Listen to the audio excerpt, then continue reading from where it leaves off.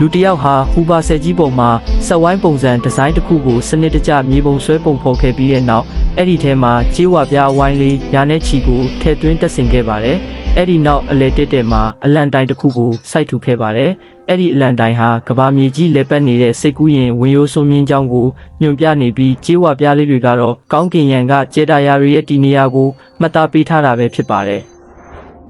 အကြောင်းကတော့ကဘာမြေကြီးဟာလက်ပတ်တဲ့အခါဂျင်းတလုံးလိုမျိုးဘေးပင်ညာကိုရိမ့်ထိုးပြီးလက်ပတ်နေတာမို့လို့ကျယ်တွေရဲ့တီနေရာဟာလည်းအချိန်နဲ့အမျှပြောင်းလဲနေလို့ပါပဲဒီလိုမျိုးကျယ်တပွင့်ချင်းစီရဲ့တီးကြတဲ့တီနေရာကိုမှတ်တမ်းတင်ထားခြင်းအဖြစ်နောင်အနာဂတ်ကသိပ္ပံပညာရှင်တွေဟာဟူဘာဆယ်ကြီးကိုလာရောက်တူးဖော်ပြီးကျမ်းပြင်ကကျယ်မြေပုံနဲ့သူတို့မြင်တွေ့နေရတဲ့ညကောင်းကင်ယံကိုနိုင်ရှင်ကြည့်ုံနဲ့တင်ဟူဘာဆယ်ကြီးကိုဘယ်ခုနှစ်မှာအတိအကျတိစောက်ထားခဲ့လဲဆိုတာကိုတွက်ချက်နိုင်ကြမှာပဲဖြစ်ပါတယ်